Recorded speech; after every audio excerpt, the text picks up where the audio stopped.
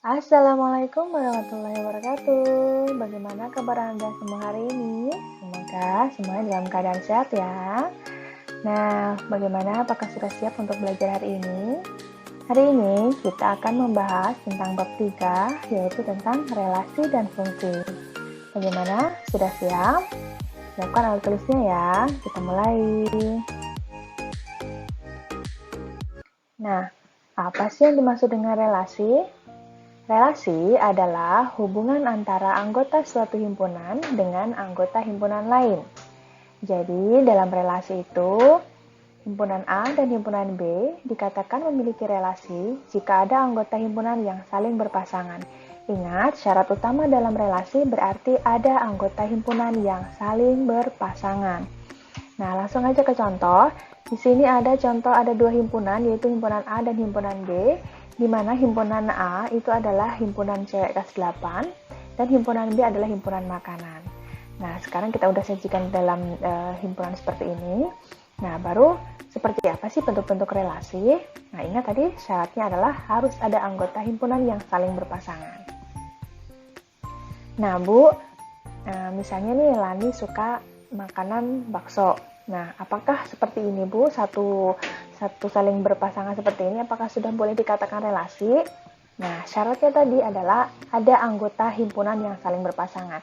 Nah, karena sudah ada anggota himpunan yang saling berpasangan, artinya berarti ini begini saja sudah dikatakan dengan relasi.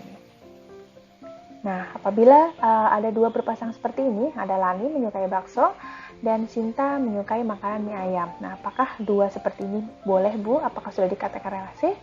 Seperti ini, bentuk ini juga sudah dikatakan relasi. Misalnya kita tambah lagi. Nah, Mei misalnya menyukai makanan sate. Nah, dengan tiga pasangan seperti ini, apakah ini sudah dikatakan relasi juga? Nah, bentuk seperti ini juga sudah dikatakan sebagai relasi. Nah, terus Bu, Dara kan tidak ada berpasangan nih. Misalnya kita pasangkan dengan, misalnya si Dara ini juga menyukai makanan bakso. Nah, bagaimana nih Bu? Ada dua orang nih yang menyukai makanan di himpunan B. Seperti ini Bu, apakah ini juga salah satu bentuk relasi? Nah, ya, seperti ini juga salah satu contoh relasi ya. Jadi ingat aja bahwa dalam relasi itu syaratnya harus anggota A dan himpunan B itu ada yang saling berpasangan. Paham ya? Nah, misalnya Bu ditambah lagi. Di sini tadi Sinta ternyata dia nggak cuma suka mie ayam aja, ternyata Sinta itu juga menyukai sate. Boleh nggak kayak gini, Bu? Boleh ya, ini juga contoh dari relasi. Nah, dalam relasi itu kita bisa menyatakan dengan tiga cara ya, yaitu yang pertama itu dengan diagram panah, yang kedua dengan HPB atau himpunan pasangan berurutan, dan yang ketiga adalah dengan diagram kartesius. Nah, sekarang kita langsung ke contoh aja ya. Di sini Ibu akan sajikan kasus. Di sini ada 4 anak, yaitu Dimas, Rara, Susi, dan Rafli. Mereka diminta untuk menyebutkan warna favorit mereka. Nah, sedangkan Dimas menyukai warna merah, Rara menyukai warna ungu, Susi menyukai warna hitam, dan Tono menyukai warna merah. Dari kasus ini kita akan sajikan dengan 3 cara. Yang pertama kita sajikan dengan diagram panah ya. Kalau diagram panah, berarti kita sajikan dulu dua himpunan di sini. Ada misalnya kita buat himpunan A dan himpunan B. Di mana himpunan A di sini berisi nama-nama dari anak tadi, dan himpunan B itu berisi warna-warna favorit mereka. Di sini ada nama-nama tadi, ada Dimas, Rara, Susi, dan Tono. Warna kesukaannya itu adalah merah, ungu, dan hitam. Sekarang kita pasangkan sesuai dengan yang ada dalam soal tadi, yaitu Dimas menyukai warna merah. Berarti kita tarik panah dari Dimas, kita arahkan ke warna merah. Nah, seperti itu ya, Dimas suka warna merah. Lalu Rara menyukai warna ungu, kita pasangkan dengan Rara menyukai warna ungu. Lalu Susi menyukai warna hitam, kita pasangkan dengan Susi hitam, seperti itu. Lalu Tono menyukai warna merah, maka kita arahkan ke warna favorit merah. Nah, seperti itu adalah bentuk dari diagram panah. Bagaimana? Bisa ya? Nah, sekarang kita lanjut ke HPB atau himpunan pasangan berurutan. Himpunan pasangan berurutan itu penulisannya tinggal di dalam kurung seperti itu ya. tapi maksudnya sama aja. Tadi Dimas menyukai warna merah, berarti cara menulisnya, pertama buka dulu kurung kurawal, ini yang pertama ini namanya kurung kurawal, lalu buka kurung, di situ Dimas, merah. Artinya berarti Dimas menyukai warna merah, begitu ya. Lalu Rara, ungu, artinya berarti Rara menyukai warna ungu, begitu. Susi, hitam, berarti Susi menyukai warna hitam. Tono, merah, artinya Tono menyukai warna merah. Seperti itu. Bisa dong ya, gampang kok ini.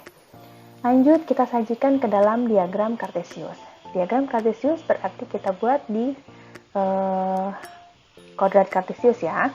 Kita buat seperti biasa. Seperti itu, baru kita kasih titik-titiknya. Kita kasih dulu di sini ada garis mendatar dan garis tegak, di mana garis mendatar di sini adalah sebagai himpunan A atau X, dan yang sumbu tegaknya itu sebagai Y atau sebagai himpunan B. Nah, sekarang himpunan A tadi kan berisi nama-nama anak, maka kita tuliskan.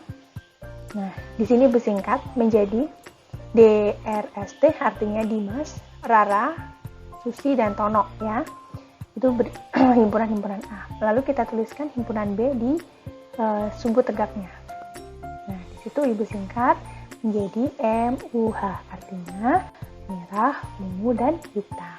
Nah, setelah itu baru kita pasangkan nih sesuai dengan soal tadi, yaitu Dimas menyukai warna merah. Maka kita tarik, nah letaknya di situ. Dimas menyukai warna merah. Jadi kita pasangkan di situ tempatnya ya. Lalu Rara menyukai warna ungu. Nah, kita luruskan Rara dengan ungu. Lalu Susi menyukai warna hitam. Nah, kita luruskan dengan warna hitam. Lalu Tono menyukai warna merah. Nah, di situ tempatnya. Tinggal seperti itu aja. Bisa ya?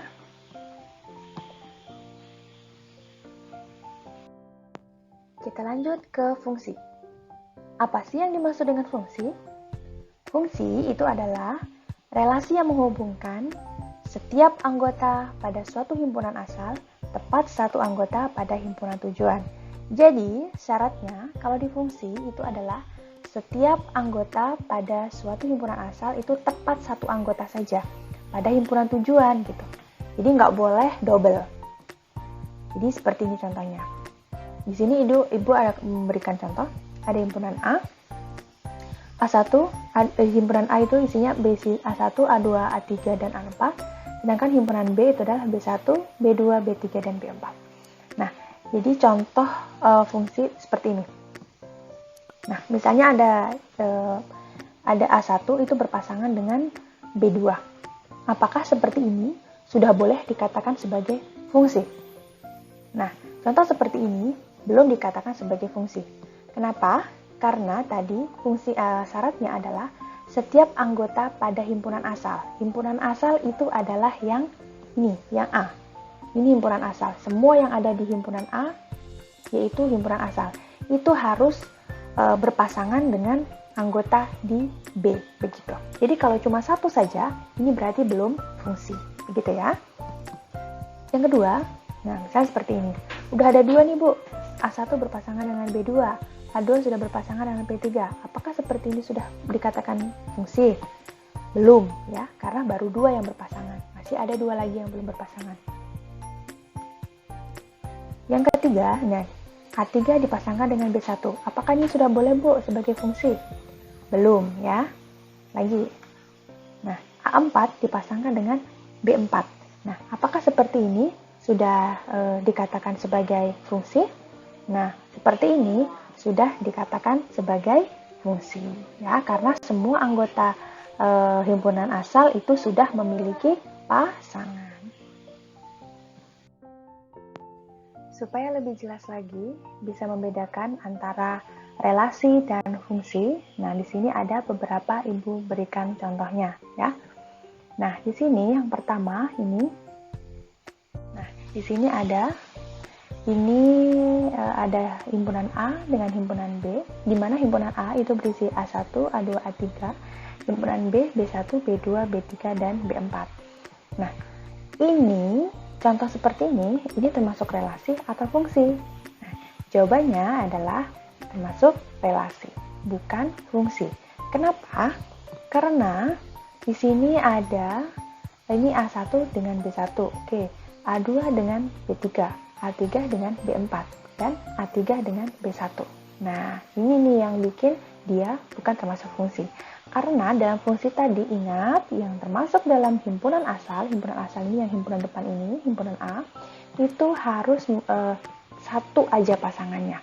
Tidak boleh double. Sedangkan ini double, A3 ke B1 dan A3 ke B4. Nah, itu makanya dia bukan termasuk fungsi. Jadi hanya termasuk relasi saja. Bisa dipahami ya? Nah, sekarang contoh yang kedua, di sini ada himpunan A dan himpunan B sama, ini himpunan asal, ini himpunan tujuan ya. Nah, di sini apakah contoh seperti ini A1 dipasangkan dengan B1, A2 dipasangkan dengan B3? Apakah ini sudah termasuk fungsi atau hanya relasi saja? Nah, bentuk seperti ini masih termasuk relasi. Kenapa? Kenapa kira-kira? Nah, ya betul.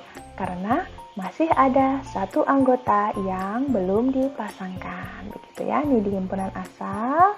Nih, ada satu anggota yaitu A3 belum memiliki pasangan di himpunan tujuan atau himpunan B. Maka contoh ini masih dikatakan bentuk relasi, bukan fungsi. Nah, yang ketiga, nah ini ada masih sama himpunan A dan himpunan B, himpunan asalnya ini, himpunan tujuannya ini, masih sama isinya ya.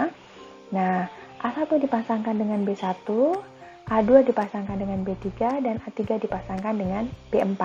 Nah, apakah seperti ini sudah contoh fungsi atau hanya relasi saja? Nah, ini ya, contoh bentuk seperti ini sudah dikatakan sebagai bentuk fungsi.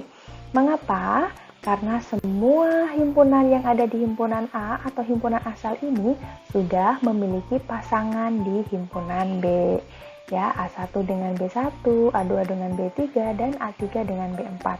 Jadi dia sudah memiliki pasangan masing-masing tanpa ada yang terdobel, tanpa ada yang tidak memiliki pasangan. Nah Bu, ini kenapa ini di himpunan tujuannya ini Bu, ada satu ini yang nggak mempunyai pasangan? Bagaimana dong? Nah, seperti ini nggak apa-apa, nggak masalah ya. Karena syarat utamanya adalah tadi di himpunan asal. Himpunan asal ini harus punya pasangan semua. Kalau di himpunan B nggak punya pasangan, nggak masalah. Misalnya nih, A1 mau ke B1, terus A2 mau ke B1, A3 mau ke B1. Nah, apakah seperti itu boleh Bu? Boleh saja ya. Syaratnya adalah ingat tadi, yang penting himpunan asalnya itu yang tidak boleh double seperti yang pertama ini tadi. Nah, kayak gini nggak boleh. A3 ke B1, A3 ke B4. Dia punya dua hubungan begini, itu yang nggak boleh. Kalau yang himpunan A-nya itu, yang penting di himpunan A semua asal ini ada pasangannya, itu boleh. Begitu, yang penting nggak double dan tidak ada yang tidak dipasangkan. Bisa dipahami ya? Dalam fungsi ada istilah domain, kodomain, dan range. Nah, apa sih yang dimaksud dengan mereka bertiga ini ya? Jadi, domain itu adalah daerah asal ya. Kodomain itu adalah daerah kawan atau tujuan, dan range itu adalah daerah hasil. Ingat ya. Nah, sekarang supaya lebih jelas mana yang termasuk domain, mana kodomain dan range, di sini Bu berikan contoh. Di sini ada himpunan A dan himpunan B, di mana himpunan A berisi 1, 2, dan 3, himpunan B ada A, B, C, D. Ya. Nah, lalu 1 berpasangan dengan B, 2 berpasangan dengan C, dan 3 berpasangan dengan B. Nah, dari bentuk penyajian diagram panah ini, kita bisa menentukan mana yang termasuk domain, kodomain, dan range. Nah, domainnya adalah, domain itu adalah daerah asal. Daerah asal berarti daerah yang berada di depan ini, atau yang termasuk himpunan A. Di himpunan A ini berisi 1, 2, dan 3. Ya udah, tinggal ditulis saja 1, 2, dan 3. Begitu saja. Gampang ya? Lalu kodomain. Kodomain adalah daerah kawan atau tujuan, artinya yang berada di himpunan B ini. Semuanya kita tuliskan. Itu A, B, C, dan D. Seperti itu saja. Lalu ke range. Range adalah daerah hasil. Daerah hasil adalah anggota yang berada di himpunan B yang memiliki pasangan dengan yang ada di himpunan A, seperti itu. Jadi dipilih aja yang ada di himpunan B tapi yang memiliki pasangan saja. Berarti range-nya adalah ya B dan C saja. Jadi nih yang punya pasangan hanya B dan C saja. Itu dia sebagai range atau daerah hasil. Bagaimana? Sudah bisa membedakan ya mana domain, kodomain, dan range-nya? Notasi fungsi. Dalam fungsi F yang memetakan himpunan A ke himpunan B dinotasikan dengan F kecil, titik 2, A besar, tanda panah B. Artinya ini adalah fungsi himpunan A ke himpunan B. Fungsi dituliskan dengan F kecil, himpunan dituliskan dengan huruf besar, himpunan A dan himpunan B, begitu. Yang kedua, fungsi F yang memetakan anggota himpunan A ke himpunan B dinotasikan sebagai F titik 2 X tanda panah Y. Artinya F itu fungsi, X itu dia sebagai daerah asal, dan Y itu adalah daerah tujuan. Y merupakan bayangan dari X, maka dituliskan menjadi Y sama dengan Fx. Di mana jika yang ditanyakan itu adalah Y atau daerah tujuan, maka maksudnya adalah dia itu hasilnya didapatkan dari fungsi X, seperti itu. Nah, bagaimana cara menentukan rumus fungsi? Jika kalian sudah bisa menentukan notasi fungsi, maka lebih mudah dalam menentukan rumus fungsinya. Di sini misalkan ada fungsi F dinyatakan dengan F titik 2X tanda panah AX ditambah B. Nah, ini ada dalam soal tuh biasanya kayak gini ya. Misalnya masih seperti ini, Fx terus tanda panah berapa X gitu ditambah dengan berapa misalnya gitu. Nah, dari notasi ini kita bisa menentukan rumusnya. Nah, rumusnya dari yang contoh ini menjadi Fx sama dengan AX ditambah B. Jadi apa yang berubah? Yang berubah itu hanya tanda titik 2 diganti dengan tanda kurung, dan tanda panah ini diganti dengan sama dengan. Jadi tinggal seperti itu aja. Jadi F titik 2X tanda panah AX ditambah B, maka rumusnya adalah Fx ya, X-nya taruh dalam kurung sama dengan AX ditambah B. Seperti ini, maka kita bisa menghitung, menentukan nilai-nilai Y-nya nanti, begitu ya. Kita langsung misal ada seperti ini ya. Nah, di sini ada misalnya dalam soal itu ada notasi Fx 2x ditambah 3. Nah, dari notasi ini kita bisa merubah menjadi rumusnya, maka nah seperti ini. Rumusnya adalah Fx sama dengan 2x ditambah 3. Apa yang berubah? Tidak ada ya, yang berubah ini tadi ingat, hanya titik 2 diganti dengan tanda kurung dan tanda panah diganti dengan sama dengan. Maka dapatlah rumusnya untuk menghitung nilainya nanti. Begitu. Supaya lebih paham, kita langsung ke contoh saja. Nah, di sini ada contoh, diketahui Fx tanda panah 3x dikurang 1. Nah, tentukan A, rumus fungsi, B, nilai dari F2.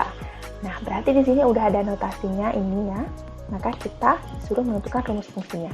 Bagaimana menentukan rumus fungsinya tadi? Gampang ya? Nah, tinggal kita rubah aja titik 2-nya menjadi tanda kurung dan tanda panahnya menjadi sama dengan. Berarti rumusnya adalah Fx sama dengan 3x dikurang 3. Itu rumusnya, begitu. Nah, kalau udah dapat rumusnya, maka kita bisa menghitung nilai yang B ini. Nah, nilai B ini adalah nilai dari F2. Nah, F2 maksudnya gimana Bu menghitungnya? Nah, ini dia hasilnya. F2 artinya berarti Fx-nya, X-nya tadi yang dalam kurung ini, nah X-nya itu tinggal diganti dengan angka 2. Nah, jadi karena rumusnya adalah 3X dikurang 1, berarti yang ada X-nya itu diganti dengan 2. Begitu, karena nyuruhnya menghitung nilai F2, berarti yang ada X-nya itu tinggal diganti angka 2. 3x berarti tinggal 3 dikali 2 dikurang 1. 3 dikali 2 hasilnya 6, ini titik ini kali ya. 3 kali 2 hasilnya 6, dikurang 1 hasilnya adalah 5. Begitu saja. Paham ya bagaimana cara menentukan rumus fungsi? Nah, sekarang kita langsung ke contoh soal ya. Ada jenis soal seperti ini misalnya. Nah, di sini ada fungsi G didefinisikan dengan rumus Gx sama dengan 1 dikurang 2x. Nah, rumusnya ini udah ada, yaitu Gx sama dengan 1 dikurang 2x. Dengan domain negatif 2, 1, dan 2. Pertanyaannya, buatlah tabel HPB dari fungsi tersebut. Yang kedua, gambarlah grafik fungsinya. Nah, di sini udah disiapkan tabelnya ya. Nah, di sini fungsi itu nggak mesti dituliskan dengan F ya, boleh juga dengan G atau H, biasanya seperti itu boleh. Nah, di sini rumusnya udah ada. Nah, sekarang dengan domain itu tadi apa? Domain adalah daerah asal, yaitu X-nya. Nah, kita tuliskan di sini X-nya itu ada negatif 2, 1, dan 2. Nah ya, dapat dari soal ya. Lalu kita tentukan Gx-nya. Gx itu adalah sebagai sumbu Y tadi. Dia daerah Y. Nah, daerah Y kita belum tahu nih hasilnya berapa. Nah, untuk mendapatkan hasilnya ini, maka kita menghitungnya yaitu menggunakan rumusnya ini tadi. 1 dikurang 2x. Satu-satu kita cari. Kita masukkan X-nya yang di sini ini. Nah, sekarang kita dapatkan yang pertama. Nah, dengan X-nya kita ganti dengan negatif 2. G negatif 2 sama dengan 1 dikurang 2X. 1 dikurang 2X dapat dari mana? Dari soal tadi ya, ini rumusnya udah ada. Sama dengan kita masukkan angka 1 turun, dikurang 2 dikali negatif 2. Dapat dari mana negatif 2? Dapat dari sini tadi ya.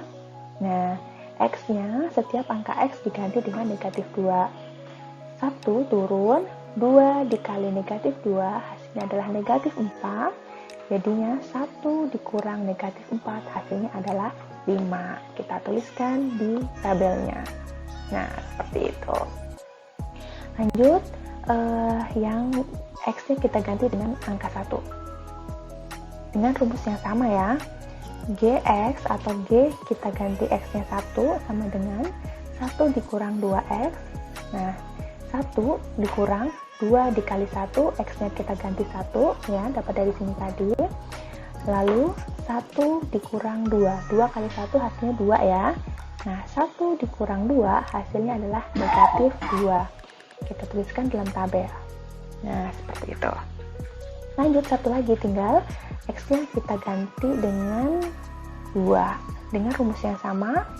Nah, di sini kita masukkan X-nya 2, berarti G2 sama dengan 1 dikurang 2X, X-nya berarti kita ganti 2 ya. 1 dikurang 2 kali 2 ya, 1 turun, dikurang 2 kali 2 itu 4, 1 dikurang 4 hasilnya adalah negatif 3. Dapat? Kita masukkan dalam tabel. Nah, seperti itu. Berarti nilai-nilainya kita sudah dapatkan, atau daerah tujuannya kita sudah dapatkan, yaitu 5, negatif 1, dan negatif 3. Paham ya bagaimana cara mendapatkan ini tadi? Dapatnya dari mana, Bu? Dengan memasukkan nilai X-nya ke dalam rumus yang sudah ada. Nah, sekarang kita tinggal masukkan ke dalam grafiknya.